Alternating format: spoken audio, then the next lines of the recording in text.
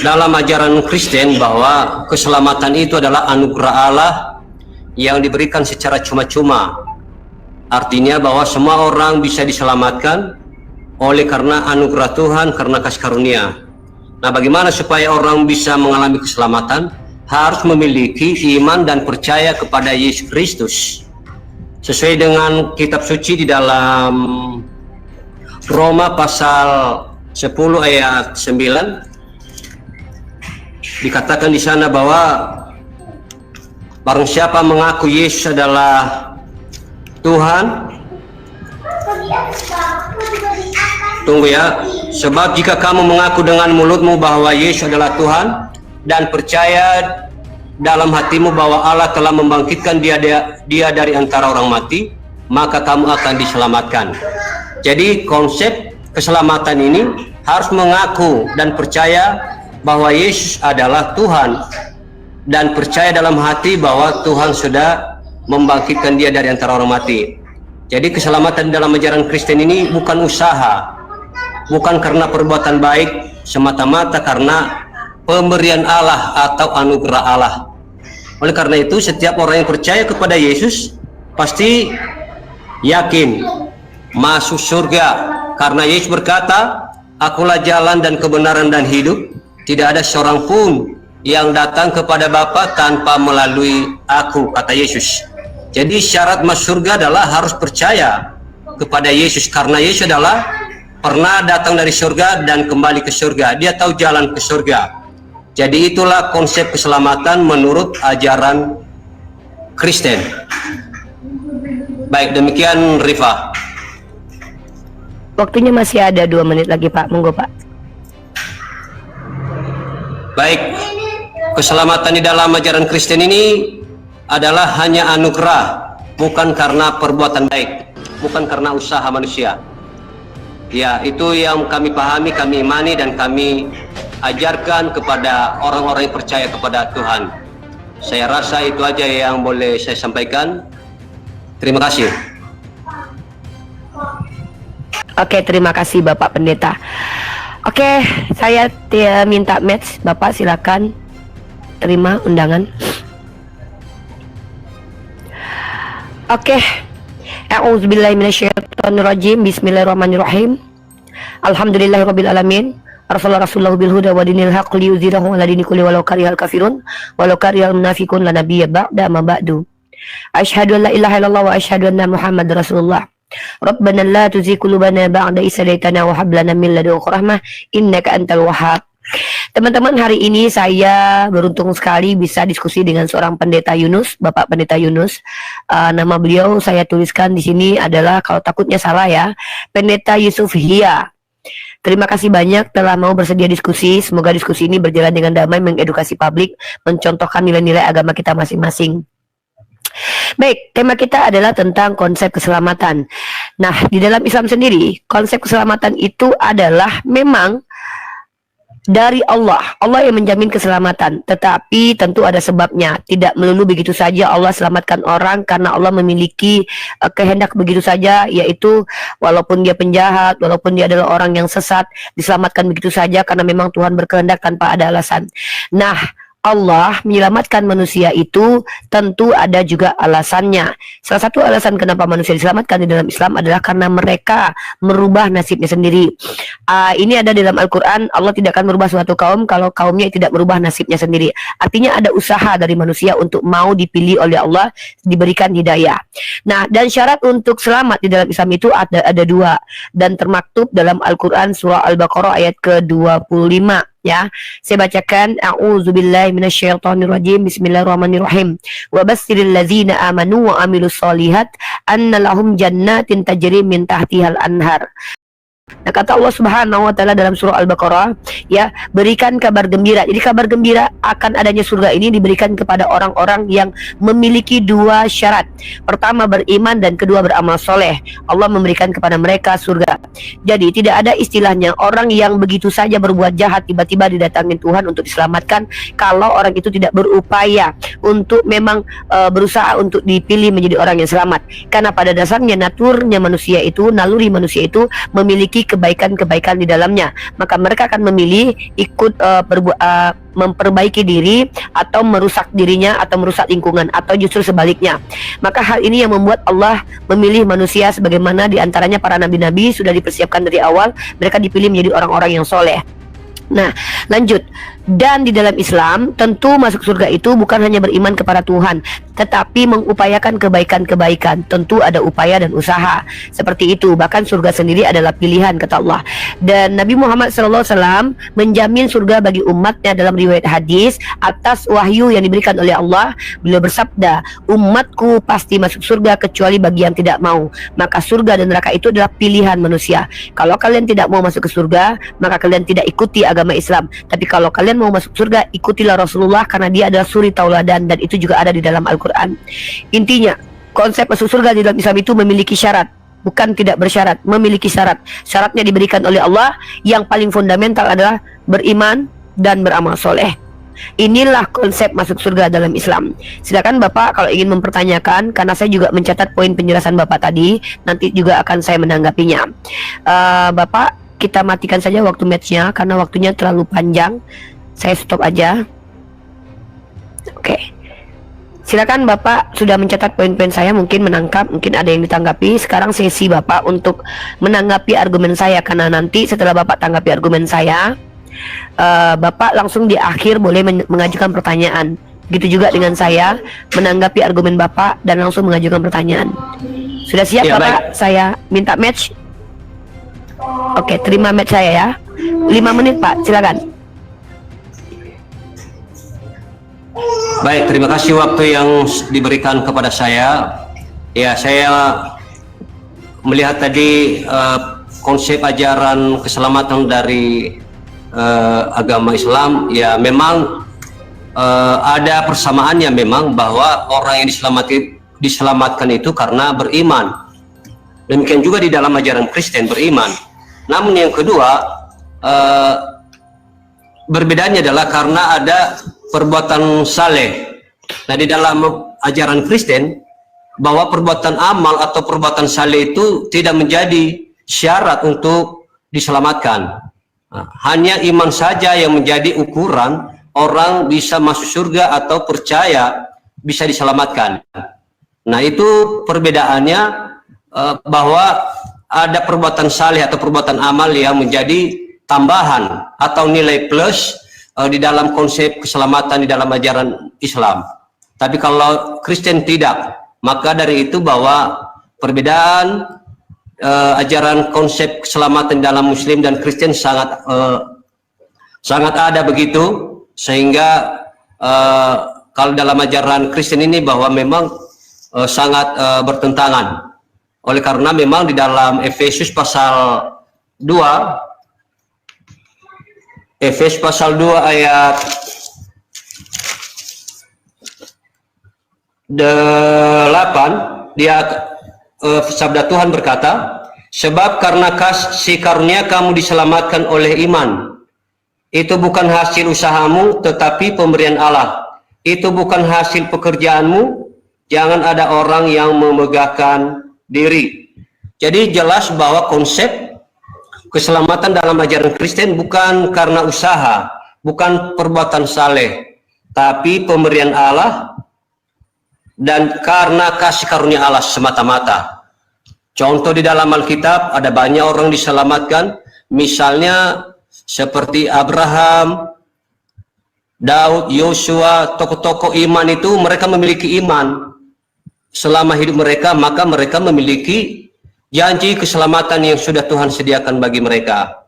Dan itulah yang juga disampaikan di dalam kitab Efesus pasal 2 ayat 8 tadi dan 9. Sebab karena kasih karunia kamu diselamatkan oleh iman, bukan hasil usahamu. Jadi jelas bukan karena perbuatan saleh atau usaha manusia bisa diselamatkan. Apapun usaha manusia itu tidak menjadi syarat nihil untuk bisa diselamatkan, hanya beriman kepada Tuhan Yesus. Jadi itu yang menjadi poin penting saya pahami tadi. Ajaran konsep keselamatan di dalam Muslim adalah anugerah atau iman dan juga plus perbuatan baik ya. Jadi Kalau Kristen aja hanya iman tanpa plus-plusnya. Baik, demikian Rifa. Oke, waktu masih ada Pak, silakan dihabiskan. Teman-teman jangan lupa share-share ya. Di-share teman. Lanjut Pak, masih ada waktu. Baik. Konsep keselamatan dalam ajaran Kristen ini memang sesuai dengan apa yang Allah katakan Yohanes 3 ayat 16, karena begitu besar kasih Allah akan dunia ini sehingga dia mengaruniakan anaknya yang tunggal supaya setiap orang yang percaya tidak binasa melainkan beroleh hidup yang kekal. Jadi dari ayat firman Tuhan ini jelas bahwa karena kasih Allah aja, karena besarnya kasih Allah, makanya semua orang diampuni dosanya, semua orang dihapuskan dosanya supaya tidak binasa dan memperoleh hidup yang kekal di dalam dan melalui Tuhan Yesus Kristus yang sudah diutus di tengah-tengah dunia ini. Demikian Rifa. Oke, sebentar lagi kalau sudah ini Bapak waktunya biar saya matikan atau mau dilanjut? Masih ada sedikit. Matikan aja. Oke. Kalau gitu gantian saya yang menanggapi. Boleh ya? Oke, karena saya tadi mendengarkan poin di dalam agama Bapak, saya minta match dulu. Oke, terima kasih Bapak Pendeta. Saya ambil poinnya menurut Bapak Pendeta, keselamatan dalam Kristen itu bukan karena berbuat baik, tetapi karena iman saja. Begitu ya Pak ya? Iya. Oke, tolong Bapak jelaskan. Anugerah. Ya, anugerah. Ya. Tolong Bapak jelaskan kepada saya ini ya, ayat ini, mohon maaf, dalam kitab Lukas pasal 7 nomor 47. Sebab itu aku berkata kepadamu, dosanya yang banyak itu telah diampuni sebab ia telah banyak berbuat kasih. Tetapi orang yang sedikit diampuni, sedikit juga berbuat kasih. Mohon maaf, kalau yang saya tangkap dari diksi tanpa bermaksud menafsirkan, tapi ini sesuai dengan kaidah bahasa Indonesia, karena ini ada perkataan Yesus. Yesus mengatakan bahwa perempuan sundal diampuni dosanya karena dia berbuat banyak berbuat kasih. Artinya karena dia berupaya berbuat kasih. Sementara Bapak mengutip ajaran yang ditulis oleh Paulus dalam Efesus, suratnya Efesus pasal kedua nomor 8, sebab karena kasih karunia kamu diselamatkan oleh iman, bukan hasil usahamu. Jadi artinya ada seolah kontradiksi yang saya baca antara ajaran Yesus sendiri dengan ajaran Paulus yang Bapak kutip tadi, di mana Yesus mengatakan seseorang diampuni karena dia banyak berbuat kasih. Nah, hal ini juga diperkuat dengan surat Yakobus bahwa demikian juga halnya Yakobus pasal kedua nomor 17, demikian juga halnya dengan iman, jika iman itu tidak disertai dengan perbuatan, maka iman itu pada hakikatnya adalah mati. Maka ada keanehan menurut penjelasan Bapak Pendeta dengan dalil yang ada di kitab suci Bapak, tepatnya 2 ayat Lukas 7:47, Yakobus 2:17. Di sana dituliskan bahwa justru Bapak mendapatkan keselamatan menurut Yesus dan Yakobus itu harus berbuat baik dulu gitu. Nah, mungkin ada yang ingin Bapak menjelaskan, itu pertanyaan saya ya. Pertanyaan saya adalah mana yang lebih Bapak ambil sebagai dalil dalam menjalankan keyakinan? Apakah pendapat Yesus dan Yakobus yang adalah saudara Yesus, atau pendapat Paulus dalam surat Efesus? Atau mungkin Bapak nanti mau menjelaskan cara memahaminya sebagai orang Kristen, karena kita bisa melihat langsung Yakobus 2:17, iman tanpa perbuatan itu mati.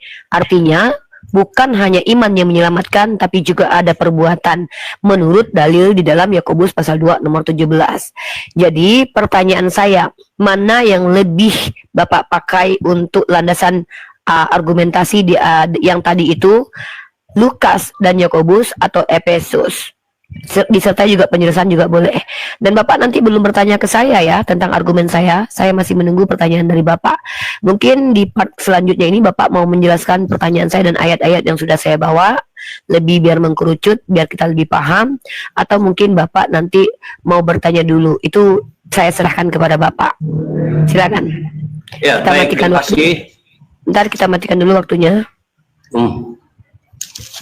Oke, saya minta match kepada Bapak. Kalau bisa habiskan waktu Pak, karena ini menjawab pertanyaan ya. Jadi kita tidak tanggalkan matchnya, kita tidak batalkan matchnya. Silakan Bapak, saya mute. Ya, baik. Terkait dengan Injil Lukas pasal 7 ayat 36 sampai ayat 49 ini kan berbicara tentang Yesus diurapi oleh perempuan berdosa. Nah, ini orang yang berdosa atau perempuan ini, perempuan sundal, ya dia mengurapi Yesus. Lalu dalam ayat 47 ini adalah merupakan jawaban Yesus. Sebab itu aku berkata kepadamu, dosanya yang banyak itu telah diampuni. Jadi perempuan yang bersundal ini banyak dosanya diampuni, sebab ia telah banyak berbuat kasih. Tetapi orang yang sedikit diampuni, sedikit juga berbuat kasih. Ya, bagian firman Tuhan ini bahwa kenapa orang atau perempuan sundal ini diampuni dosanya walaupun banyak dosanya, karena dia punya kasih, dia punya tindakan berbuat kasih atau peduli dengan Yesus pada saat itu. Kalau kita lihat dalam perumpamaan ini, ada dua orang yang berhutang kepada seorang pelepas uang. Yang seorang berhutang 500 dinar, yang lain 50. Karena mereka tidak sanggup membayar, maka ia menghapuskan hutang kedua orang itu. Siapakah di antara mereka yang akan terlebih mengasihi dia? Jawab Simon, aku kira dia yang paling banyak dihapuskan hutangnya. Kata Yesus kepadanya, betul pendapatmu. Jadi ilustrasi yang dipakai oleh Yesus di sini adalah tentang orang yang banyak utang. Tetapi orang yang banyak utang ini dihapuskan utangnya. Maka siapa yang merasa bahagia di sini? Siapa yang mengasihi Tuhan? Pasti orang yang banyak utangnya. Jadi begini konsep di dalam Lukas pasal 7 ayat 47 ini, bahwa ada respon dari umatnya untuk menerima anugerah Allah itu. Jadi sebelum perempuan sundal ini berbuat baik kepada Yesus, Yesus sudah menjamah hatinya terlebih dahulu. Yesus sudah memilih dia. Yesus sudah memberikan dia iman sehingga dia bisa berbuat baik. Kalau seandainya tidak ada imannya, maka sulit dia untuk berbuat baik. Pasti dia hidup di dalam dosa. Kemudian di dalam Yakobus pasal 2 ayat 17 itu memang iman tanpa perbuatan adalah pada hakikatnya mati. Ya, kenapa ada ayat ini? Seolah-olah perbuatan saleh atau perbuatan baik juga disertai. Karena memang sebelum ayat itu ada juga, setan-setan juga mereka mengaku ada Tuhan, mereka punya iman. Tapi kenapa setan tidak pernah diselamatkan? Saya lihat di dalam ayat itu bahwa karena setan tidak pernah bertobat. Ya, setan tidak pernah tahu itu bertobat. Dia tahu Tuhan tetapi dia tidak pernah bertobat. Maka jangan sampai orang percaya mengaku Yesus adalah Tuhan tetapi mereka tidak bertobat. Itu sebabnya pada Yakobus pasal 2 ayat 17 itu, demikian juga hanya dengan iman. Jika iman itu tidak disertai perbuatan, maka iman itu pada hakikatnya adalah mati. Artinya orang yang memiliki iman, maka sebenarnya mereka sudah terpanggil untuk berbuat baik. Tapi bukan perbuatan baik yang menentukan orang diselamatkan, tetapi hanya iman, hanya percaya mengaku Yesus adalah Tuhan dan Juru Selamatnya. Jadi itu perbedaannya, bukan pada perbuatan baik menjadi penekanan masuk surga. Karena memang hanya iman aja syarat untuk mengalami keselamatan di dalam Yesus Kristus. Jadi sekali lagi, apa yang disampaikan oleh Paulus dalam Efesus pasal 2 ayat 8 tadi, bahwa kamu diselamatkan karena kasih karunia, bukan usahamu. Jadi tidak bertolak belakang dengan apa yang disampaikan oleh Yakobus. Apa yang disampaikan Yakobus ini memang penekanannya memang adalah iman. Orang yang beriman pasti berbuat baik. Ya, saya rasa itu yang menjadi penjelasan dari saya. Silakan. Habiskan aja waktunya Pak, biar mungkin ada tambahan. Sudah habis. Oke, baik.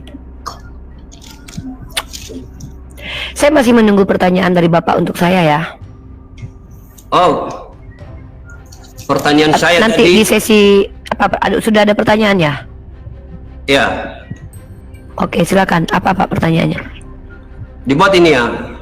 Bentar, Tanya ulang. nanti belum langsung aja biar saya yang jawab. Bapak bertanya dulu. Jadi waktunya saya freekan ke Bapak. Apa pertanyaannya tadi?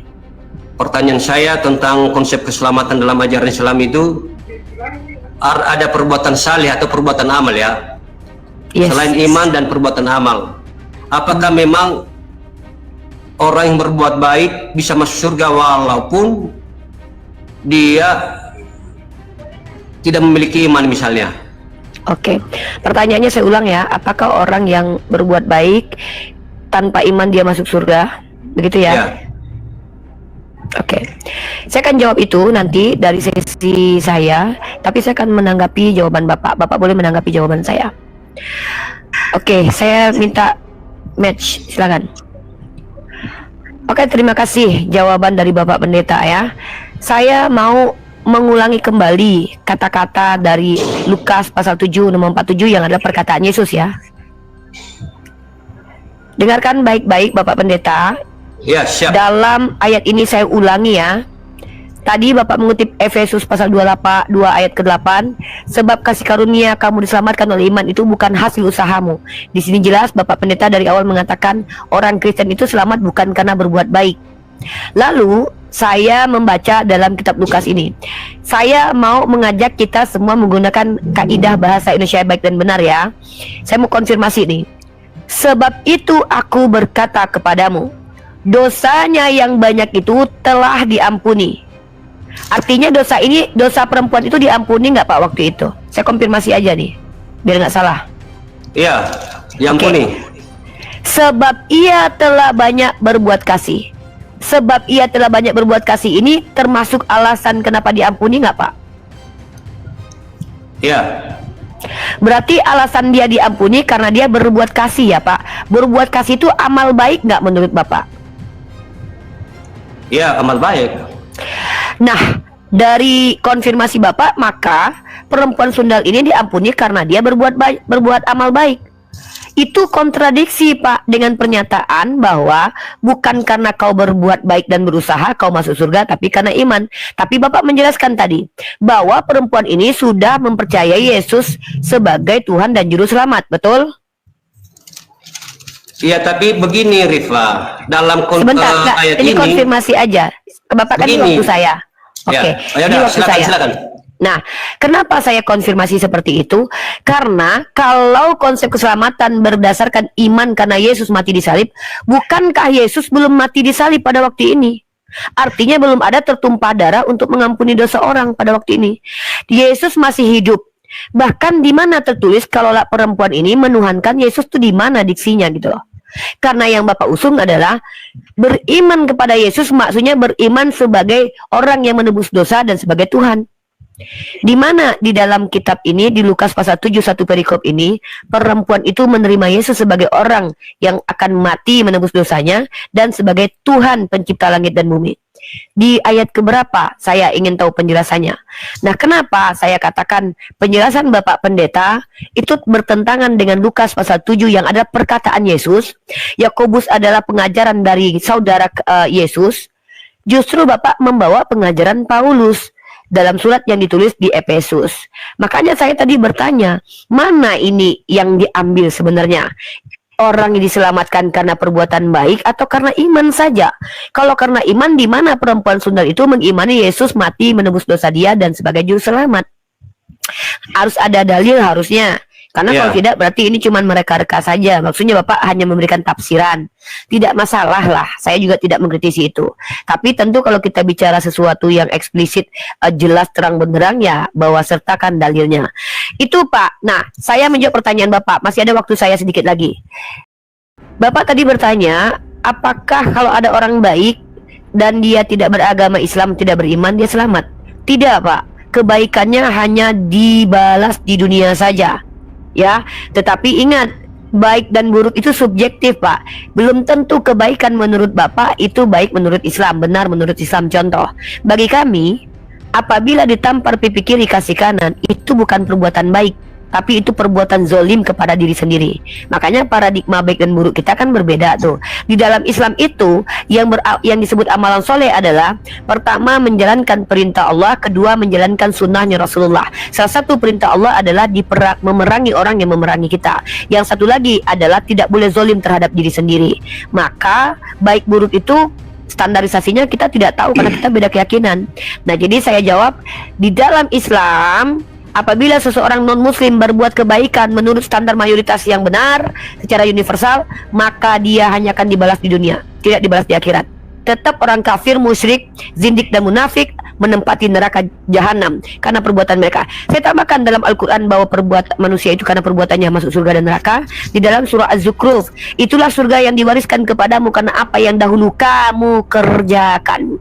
Artinya kita masuk surga dan neraka karena perbuatan kita, bukan karena imani. Karena iman bisa dibohong-bohongi. Orang bisa saja mengatakan aku Islam, aku Kristen. Terlihat Islam belum tentu Islam, terlihat Kristen belum tentu Kristen. Karena yang membuktikan dia Islam dan Kristen adalah apa yang dibuatnya karena iman dalam Islam, ikrar di lisan, ditentukan dalam hati, diyakinkan dalam hati, lalu ditunjukkan dalam perbuatan. Banyak kok orang Kristen, saya yang aku Kristen tapi perbuatannya jahat, apakah mereka masuk surga nanti? Kan itu ya Pak ya. Silakan Pak, ditanggapi. Saya matikan matchnya. Oke, kita selesaikan dulu. Ya, konteks ini sebentar. Kita inikan dulu.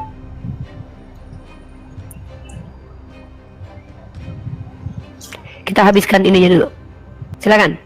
Waktu Bapak. Ya, memang baik, saya tanggapi tentang perempuan sundal ini berbuat kasih. Ya, kasih itu kan memang buah roh juga, Rifa. Ya, kasih itu artinya salah satu nilai-nilai kerajaan sorga. Orang yang berbuat kasih berarti dia sudah melakukan buah-buah roh. Maka perempuan sundal ini ketika dia mengurapi Yesus, berarti dia sedang memiliki iman. Kenapa dia harus berbuat kasih? Seandainya dia tidak punya iman, tentu dia tidak mungkin merelakan minyak itu meminyaki Yesus dengan harga yang mahal, kan begitu. Jadi intinya bahwa orang yang memang memiliki iman pasti mengasihi, berbuat kasih.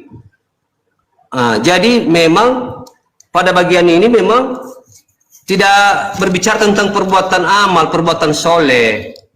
Itu bukan syarat untuk diselamatkan. Dan ini konteksnya juga bukan konteks berbicara tentang keselamatan. Ini adalah hanya bicara tentang bagaimana perempuan yang berdosa ini, dia di dalam keberdosaannya, dia masih ingat untuk berbuat baik atau menunjukkan kasih kepada Tuhan Yesus pada waktu itu, sampai mengorbankan minyak narwastu yang mahal pada saat itu. Jadi makanya Yesus mengkonfirmasi, aku berkata kepadamu dosanya yang banyak itu telah diampuni. Artinya memang diampuni dosanya karena dia juga punya kasih. Tetapi masalah keselamatan tidak disebut dalam ayat ini, Rifa. Jadi apa yang disampaikan Paulus itu memang syarat untuk mengalami keselamatan itu adalah memiliki iman, percaya bahwa kita diselamatkan karena kasih karunia, karena anugerah Tuhan semata, bukan karena perbuatan saleh. Jadi Lukas pasal 7 ayat 4, 7 ini bukan bicara tentang keselamatan. Ya, demikian mungkin itu aja dulu yang saya sampaikan. Oke, waktunya masih banyak sebenarnya Pak. Baik. Ya, baik, saya baca aja dulu ya. Kenapa sampai Yesus berkata dosanya yang banyak itu? Mulai dari ayat 44, dan sambil berpaling kepada perempuan itu, ia berkata kepada Simon, engkau lihat perempuan ini? Aku masuk ke rumahmu, namun engkau tidak memberikan aku air untuk membasuh kakiku, tapi dia membasuh kakiku dengan air mata dan menyekanya dengan rambutnya. Engkau tidak mencium aku, tetapi sejak aku masuk ia tidak henti-hentinya mencium kakiku. Engkau tidak meminyaki kepalaku dengan minyak, tetapi dia meminyaki kakiku dengan minyak wangi. Sebab itu aku berkata kepadamu, dosanya yang banyak itu telah diampuni. Siapa yang mengampuni dosa? Hanya Tuhan yang mampu mengampuni dosa setiap orang. Nah, perempuan ini karena dia menunjukkan kasihnya kepada Yesus, maka Tuhan perhitungkan kasihnya ini, kebaikannya ini. Jadi artinya bahwa Lukas pasal 7 ini berbicara tentang otoritas Allah yang mampu mengampuni setiap kesalahan orang. Jadi apa yang dialami oleh perempuan ini adalah tidak semua perempuan bisa seperti dia. Hanya perempuan-perempuan yang memandang kepada Yesus, yang sadar bahwa hanya Yesus yang mampu mengampuni, sehingga dia rela untuk meminyaki dan menyeka rambutnya dengan air matanya sebagai penyesalan kepada Yesus pada saat itu. Dan dia lakukan karena banyak orang-orang juga pelacur yang belum bertobat dan yang tidak memiliki iman kepada Yesus. Dan apa yang dituliskan dalam ayat ini menunjukkan bahwa Tuhan berotoritas untuk mengampuni dosa si perempuan ini. Tapi kalau konsep keselamatan di sini tidak dibicarakan, Rifa, hanya disampaikan bahwa Tuhan mengampuni dosa orang ini. Masalah dia masuk surga itu tidak dijelaskan dalam konteks ini. Begitu penjelasan dari saya. Silakan kembali ke Rifa. Oke, kita tunggu dulu waktunya habis. Teman-teman tolong bantu posting ulang ya, biar FYP ya teman-teman ya. Oke Bapak Pendeta, saya semakin bingung, jujur saya katakan saya semakin bingung. Jelas tadi Bapak menyepakati Lukas pasal 7 ayat 4 yang saya maksud tadi itu pernyataan bahwa Yesus menyelamatkan dan mengampuni karena perbuatan baik. Itu sangat bertentangan sekali dengan pernyataan Bapak dan pengajaran Paulus yang mengatakan keselamatan itu bukan karena orang berbuat baik. Dan juga ditambah dengan Yakobus bahwa perbuatan baik, iman tanpa perbuatan baik itu mati. Jujur saya confused sekali, bingung dengan penjelasan Bapak. Iya, karena apa? Karena bagi saya yang paham bahasa Indonesia, setahu saya sangat paham bahasa Indonesia ya. Ini ada kontradiksi. Dalam Efesus dikatakan orang diselamatkan bukan karena berbuat baik, tapi karena iman. Nah, dalam iman maksud di Kristen adalah beriman kepada Yesus sebagai Tuhan. Setahu saya Pak, perempuan itu tidak mengimani Yesus sebagai Tuhan. Seandainya pun dia beriman, tertulis di situ kata Yesus, tentulah imannya adalah iman kepada Yesus sebagai Mesias Juru Selamat, bukan sebagai Tuhan yang mati terpaku di tiang salib. Karena Yesus pada waktu itu belum mati. Nah, lagi pula Bapak bilang karena perempuan itu sudah memiliki curahan Roh Kudus. Lah, setahu saya Roh Kudus tercurah itu justru setelah Yesus mati dan bangkit. Sementara perempuan itu diampuni ketika Yesus belum mati dan bangkit. Kenapa bisa dikatakan dia sudah tercurah Roh Kudus? Kan agak bertentangan penjelasan Bapak. Nah, mungkin nanti untuk lebih spesifik biar saya lebih mengkerucut aja, gini aja deh Pak. Ketika Bapak katakan bahwa berimanlah yang menjadi asbab orang diselamatkan, nanti bagaimana dengan orang-orang yang waktu itu Yesus belum lahir? Bukankah keselamatan itu harus mengimani Yesus sebagai Tuhan dan Juru Selamat? Bagaimana dengan Henok dan Elia yang masuk surga tanpa mengimani Yesus sebagai Tuhan dan Juru Selamat? Nah, ini kan blunder penjelasannya Pak. Jadi kalau di Islam, Bapak tadi bertanya kepada saya ya, saya mungkin tekankan sekali lagi Pak. Di Islam itu Allah Subhanahu Wa Taala itu Tuhan yang Maha Adil. Nggak ada ceritanya Allah ada orang pesundal diampuni begitu saja tanpa dia bertaubat. Pertaubatan pun harus dibuktikan dengan perbuatan. Kalau orang cuma bilang saya bertobat, saya percaya, itu bisa jadi dia bohong. Tapi pertaubatan itu akan nampak nanti kalau dia melakukan perbuatan-perbuatan yang mencerminkan pertaubatannya, itu lebih berbuat baik lagi. Nah, mungkin pertanyaan terakhir dari saya nih Pak. Jadi umat Kristen ini tidak dimotivasi ya Pak berbuat baik ya, sehingga yang penting masuk surga percaya Yesus sebagai Tuhan. Loh, bukankah di dalam Matius pasal 7 nomor 15 dikatakan tidak setiap yang memanggil aku Tuhan, Tuhan masuk ke dalam kerajaan surga, tapi yang melakukan kehendak Allah Bapa. Bukankah perintah Allah Bapa itu termasuk mengerjakan perbuatan baik atau amalan soleh? Nah, mungkin itu yang ingin saya tanyakan kepada Bapak. Kalau hanya beriman kepada Yesus sebagai Tuhan adalah ciri-ciri orang masuk surga, Yesus sendiri mengatakan, justru yang memanggil dia Tuhan, Tuhan, yang bernubuat dengan nama dia, mengusir setan dengan nama dia, justru itu tidak semuanya masuk surga. Tapi yang lebih masuk surga adalah yang menjalankan perintah Allah Bapa. Salah satunya apa? Menjalankan hukum Taurat. Itu dalam Matius pasal 7 nomor 15 sampai 21. Nah, jadi penjelasan Bapak menurut Bapak mungkin tidak kontradiktif, tapi berdasarkan kaidah bahasa Indonesia, kontranya adalah di dalam Lukas perempuan sundal itu diampuni karena perbuatan, di dalam Efesus manusia diselamatkan karena iman bukan karena perbuatan. Ini kontradiktif, Pak. Silakan Bapak uji deh, Bapak tanya kepada ahli filsafat, ahli bahasa manapun. Ini kontradiktif. Artinya kontradiktif maksudnya pernyataan yang sangat bertentangan. Satu katanya bukan karena perbuatan, yang satu alasannya karena perbuatan. Ini kan bertentangan sekali. Nah, silakan Bapak uji deh argumen Bapak sendiri. Bapak jelaskan kepada saya, apa betul manusia diselamatkan hanya karena iman saja, atau justru dua ayat yang saya bawa dibantah oleh Bapak menggunakan Efesus yang adalah surat-surat Paulus. Saya bingung nih, Bapak jadinya mengajarkan ajaran Paulus atau ajaran Yesus? Bapak kan Kristen, bukan Paulisme gitu. Mungkin itu Pak tanggapan saya. Saya kasih ke Bapak waktu lagi, dengan kita tunggu dulu. Saya akan nanti undang untuk match. Terima kasih. Pertanyaan terakhir ya Pak, itu ya. Apakah orang Kristen tidak dimotivasi berbuat baik sehingga beriman saja pasti surga? Artinya tidak perlu orang Kristen berbuat baik, yang penting beriman, mau jahat mau baik tetap masuk surga. Itu penekanan saya, supaya kita lebih mengkerucutkan tentang tema kita, keselamatan di dalam Kristen.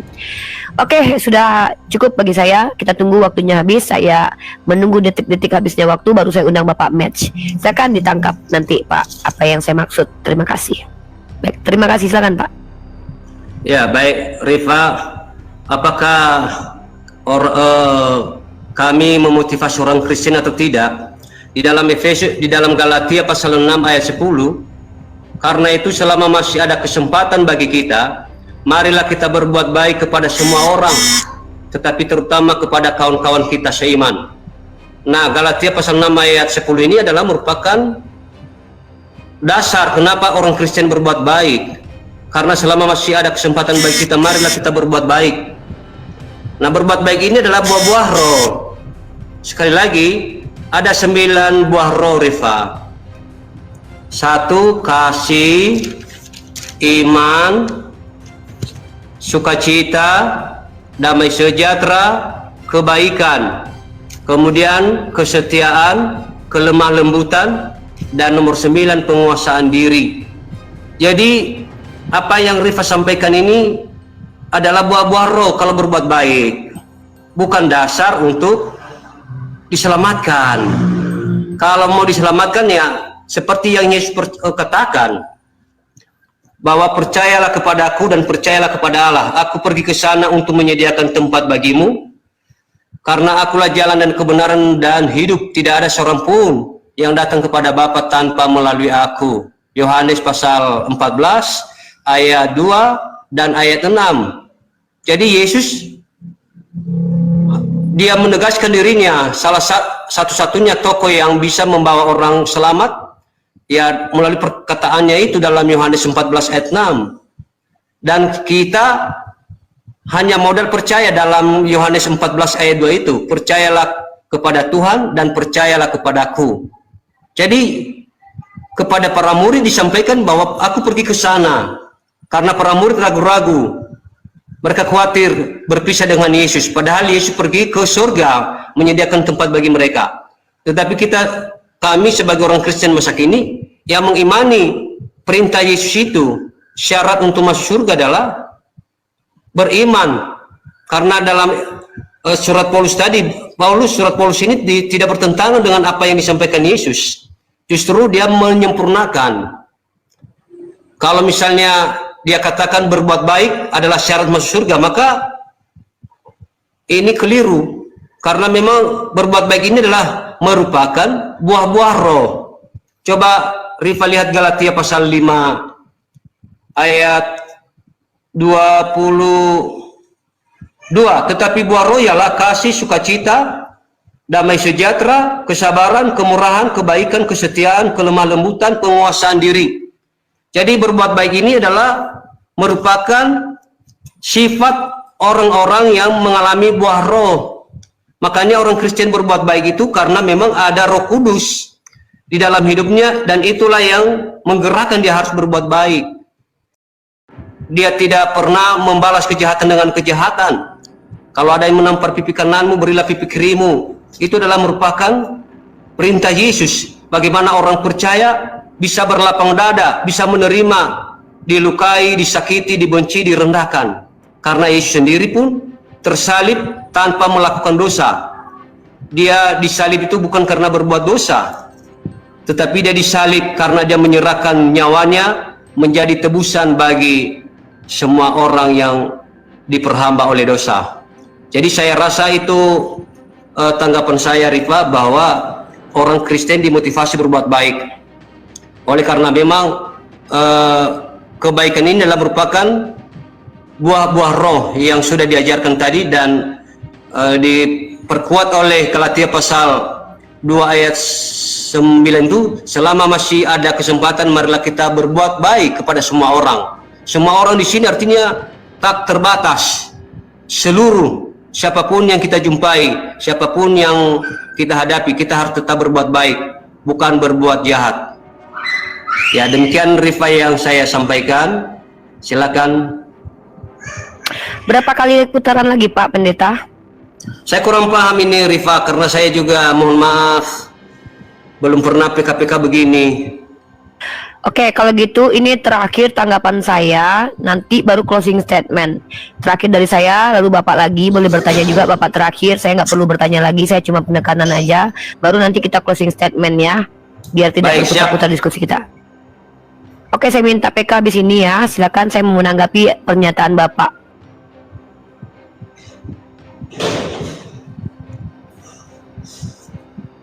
Oke, terima kasih penjelasannya Bapak. Semakin Bapak menjelaskan, semakin terlihat kontradiktifnya dari apa yang Bapak ucapkan, bukan dari Bible, tetapi dari apa yang Bapak ucapkan. Pernyataan Bapak di awal tadi sudah jelas mengatakan bahwa orang Kristen itu masuk surga bukan karena berbuat baik, tapi karena imani, karena perbuatan baik tidak berguna. Tapi sekarang Bapak malah menjelaskan bahwa orang Kristen itu dimotivasi berbuat baik. Nah, karena ada perbuatan roh. Pertanyaannya adalah sejak kapan perempuan sundal itu diurapi Roh Kudus? Karena belum jatuh pengurapan terhadap Roh Kudus, karena Roh Kudus itu jatuhnya ketika hadirnya waktu Pentakosta. Itu ketika Yesus mati dan bangkit. Perempuan itu diampuni oleh Yesus bukan karena dia diurapi Roh Kudus, tapi karena dia berbuat baik. Dia berbuat baik karena dia berbuat baik juga bukan karena roh, karena dia belum dimasuki Roh Kudus pada waktu itu. Setahu saya begitu. Silakan Bapak berikan bukti, karena perempuan sundal itu sudah diurapi Roh Kudus ketika dia diampuni oleh Yesus. Ketika dia berbuat kasih, dia itu adalah karena berbuahnya roh-roh yang ada dalam dirinya.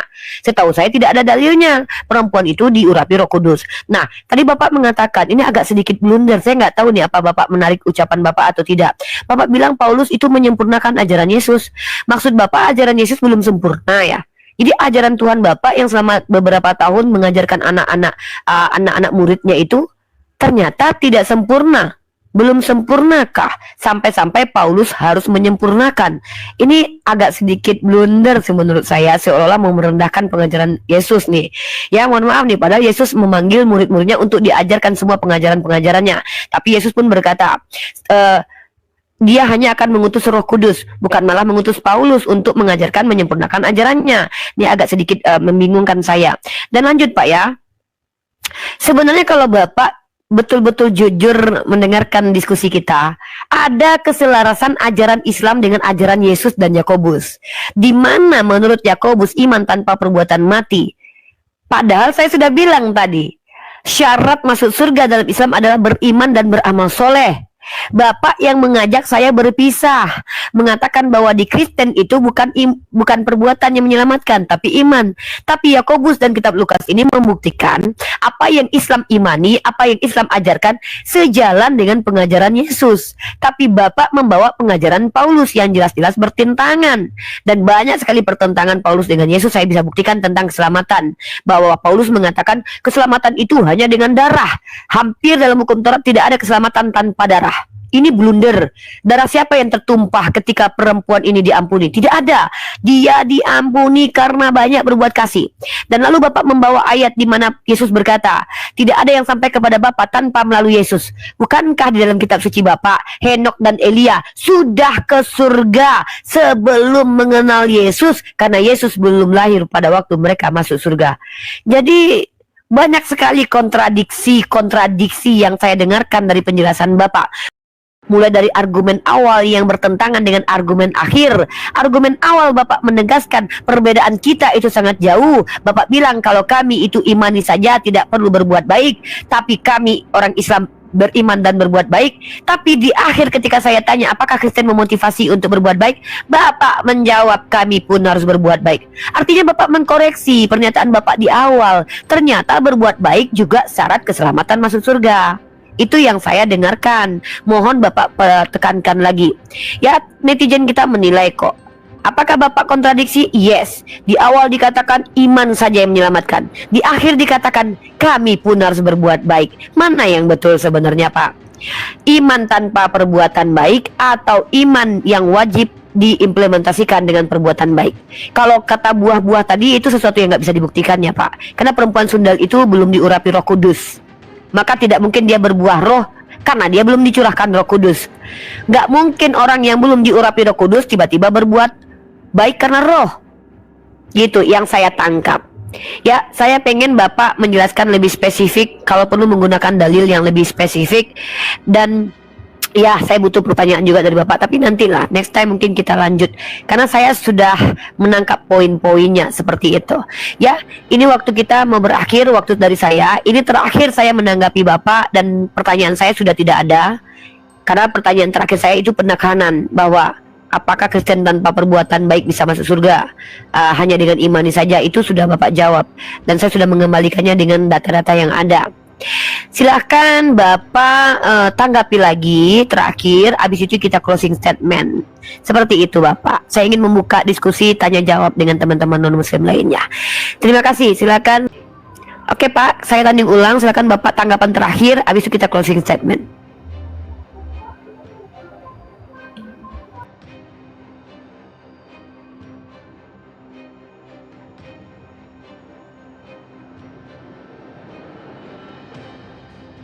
Suara Bapak tidak terdengar. Bapak. Wah, Bapak pendetanya nge-lag guys. Bapaknya nge-lag. Teman-teman jangan lupa diposting ulang. Bapak pendetanya nge-lag. Mungkin ini karena buah-buah perbuatan itu ya. Terima kasih Bang Al-Fatih topinya, Bang BG89 terima kasih. Bapaknya lagi nge-lag teman-teman ya. Nggak apa-apa, jangan gitu. Kasihan Bapak pendetanya. Gitu-gitu dia pendeta tahu. Allah berkatu. Kamu pendeta atau Rabi Yahudi? Saya lagi nunggu pendeta nih. Saya tadi lagi diskusi sama Bapak pendeta. Kamu Rabi Yahudi atau pendeta jujur? Aku evangelis penginjil. Tadi ada bule jamaah aku tanya. semua. Waduh. Sebentar dulu. Saya tanya sama kamu. Oh ya. Ya gimana? Pertanyaan aku adalah di mana Roh Kudus disembah di Perjanjian Lama dan Perjanjian Baru? Tunjukkan. Ini pertanyaan yang salah, sister. Itu pertanyaan yang salah. Jangan ngomong Perjanjian Lama. Terus? Bilangnya Torah. Oh, di Torah. Karena kalau Perjanjian Lama itu kan mengacu ke dalam 3 aspek. Ya 3 bagian kitab, ada yang namanya kan tanah. Kalau Perjanjian Lama dijelasin di mana di Torah ada Roh Kudus yang disembah. Kayak gitu biasanya. Nah, itu sampai Kristen ya muntah darah pun nggak ada Musa mengajarkan Bani Israel, tidak ada suku Ruben, tidak ada suku Naftali, tidak ada suku Yehuda, tidak ada suku Lewi, tidak ada suku Isahar, Asher, yang kemudian Benyamin, Yusuf, tidak ada satu dari 12 suku Israel yang menyembah Roh Kudus. Makanya ya Yesus mengatakan, kami menyembah apa yang kami kenal, kalian Kristen menyembah apa yang tidak kami kenal. Kami menyembah apa yang disembah oleh Musa, kalian malah menyembah Tritunggal. Tepuk tangan. Begitu saudariku. Ada lagi? Pertanyaan yang kedua. Kenapa Bapak pendeta tadi itu tiba-tiba nge-lag dan hilang dari peradaban? Jawab. Pendeta mana? Bapak pendeta Yunus Hia. Wah, Yunus itu sama aku udah bubuk itu. Kasihan Pak Pendeta Yunus, tapi dia itu bagus, baik dia. Dia itu nggak menghujat gitu, santun dia enak. Pertanyaan aku Pak pendeta itu diajarin apa sih di gereja kok gitu banget ya? Kasihan tahu, lihat wajahnya juga. Iya. Rasanya blunder. Coba Uni lihat ya, para pendeta ini yang lulusan sarjana teologi, mereka tuh nggak tahu apa-apa, nggak ngerti apa-apa. Coba aja lihat. Ya, jarang yang ngerti apa-apa. Kenapa? Karena mereka itu dididik bukan dididik bukan untuk mengajarkan ilmu, tetapi dididik untuk menjadi pencari uang di gereja, perpuluhan, dan dididik untuk apa ya? Dogmatis. Makanya kalau kita tanya di mana ada yang berlatria kepada Yesus, pasti jawaban itu ngalor ngidul. Kenapa? Karena mereka belum terbiasa dengan ilmu. Makanya kata Romo Patris Allegro, ya, Protestan ini suka-suka sendiri, nggak ada tafsiran mutlak. Karena tafsiran mereka itu berdasarkan Roh Kudus. Sekarang, kalau misalnya kita berdebat dengan orang Kristen Protestan, di mana ada orang menyembah Yesus, gini aja, di mana dalilnya Tritunggal, maka masing-masing orang itu akan menafsirkan seenak udele dewe dengan legitimasi Roh Kudus. Sekarang kalau orang Kristen sama Kristen, kalau sudah dibilang Roh Kudus, mereka itu takut. Karena di dalam ajaran Kristen, dosa terbesar itu bukan menyekutukan Tuhan. Dosa terbesar dalam agama Kristen itu adalah menghujat Roh Kudus. Jadi kalau aku bilang nih, misalnya ada orang Kristen gini, Yesus itu adalah Allah. Yohanes 1 ayat 1. Ya. Saya menjawab ini berdasarkan ilham Roh, sebagaimana saya pernah mengalami, saya pernah dilawat, pernah dijamah oleh Roh Kudus itu sendiri. Ya, orang Kristen yang lain kalau sudah mendengar Roh Kudus, ya mereka takutlah. Makanya benar kata Romo Patris Allegro, Protestan ini unik, nggak ada standar baku dari mana mereka menafsirkan. Makanya nggak ada ilmu tafsir dalam agama Protestan, karena tafsirnya seenak udele dewe begitu. Ini Bang Moto lagi debat sama si mata pisau, si pesi kencing. Kalau Anda memakai lukisan ilustrasi dengan cara seperti itu terlalu lemah bagi kami. Ya, kita mau ini apa? Mau dengerin ini? Dan barang siapa dia tuh nggak ada ilmu, si Robert itu, namanya. Kami menunjukkan seperti ini, beda kelas kita, guys. Coba tunjukkan mana kami yang melakukan seperti itu. Kalau Anda melakukan hal seperti ini, Anda melakukan segala sesuatu terkait yang kutanya tadi, kalau memang tidak ada, itu dengar. Tidak ada yang namanya disuruh untuk dalilnya dari Allah untuk bersujud kepada batu ini. Sesimpel itu, supaya kita pertanyaannya maju. Karena kalau saya baca, karena memang udah nih, aku nggak suka lah dengerin rental PS. Kalau berani ya diskusi. Tapi kalau sama aku nggak berani tuh nih. Kalau sama aku tuh langsung nyetel musik, nyetel video mokondo itu. Kalau sama aku tuh nggak berani. Maksud aku kalau diskusi gitu, nggak berani. Baiklah kalau begitu, aku mau ke kelompok lain aja lah. Ya kemana aja ke sana? Ada berapa orang menontonnya di situ? Ini 780 kesini aja nih. Ke sana aja kita kajian aja. Iya. Oke, teman-teman yang di YouTube, terima kasih banyak telah membersamai Uniriva.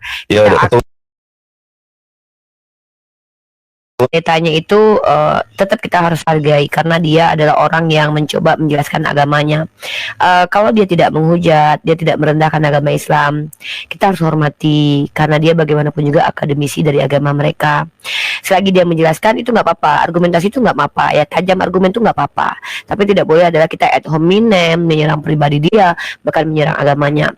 Saya justru malah sedih lihat Bapak Pendetanya tidak ada perlawanan sama sekali gitu loh.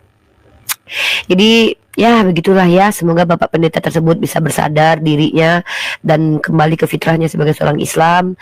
Ya kasihan gitu ya, baik dia itu ya, santun orangnya ya.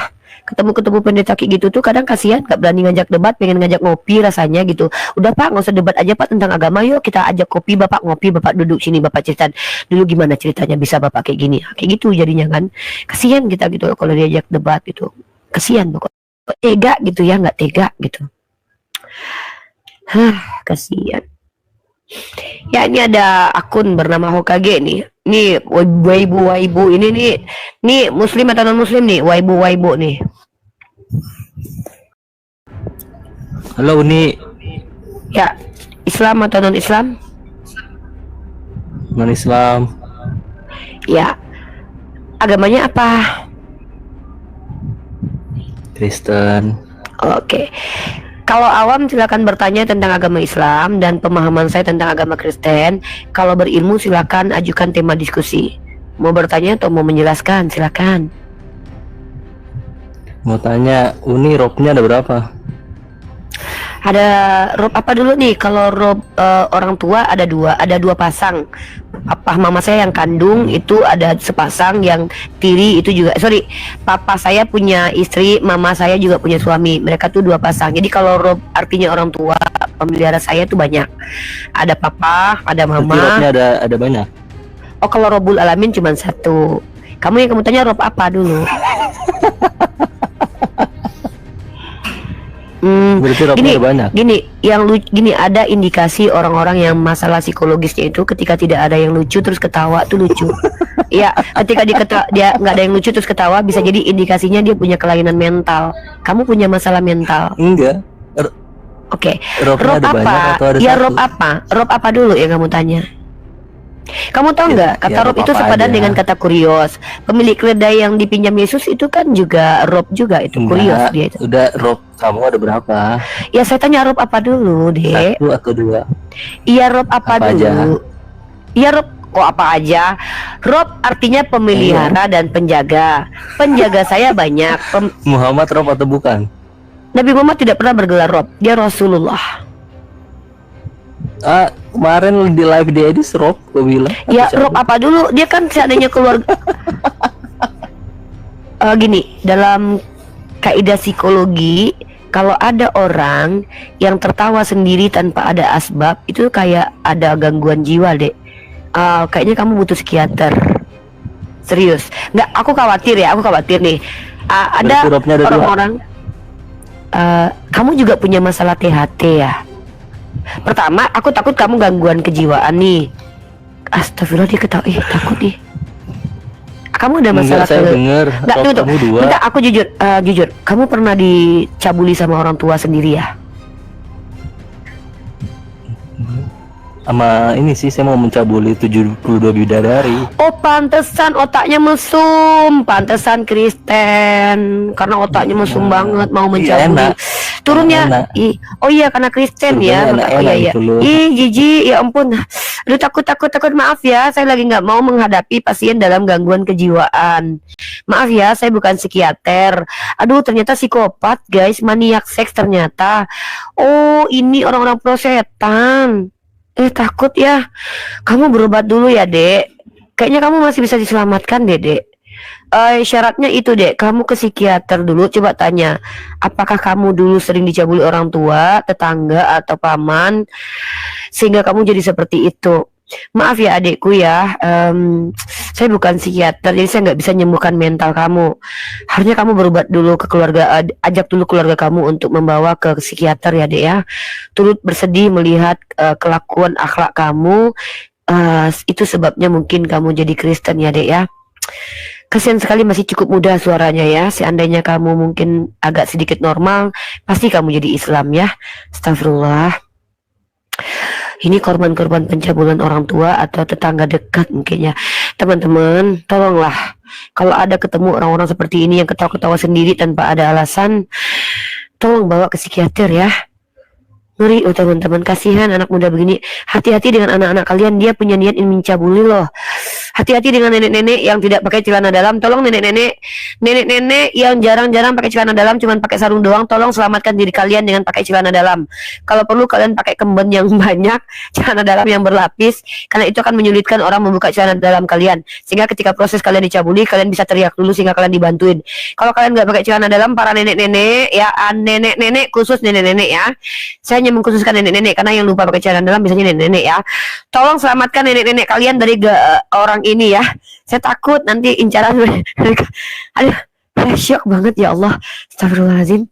Ternyata kenapa begitu ya orang-orang Kristen Protestan ya. Ya Allah, untung saya nggak dekat sama dia. Saya bukan nenek-neneknya, bisa jadi dicabuli tahu.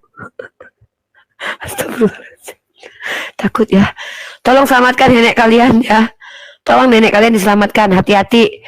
keluarga kalian yang perempuan tolong selamatkan dari cengkraman laki-laki cebol ini ya. Laki-laki cebol ini ya. Tolong. Ngeri banget ya. Astagfirullahaladzim.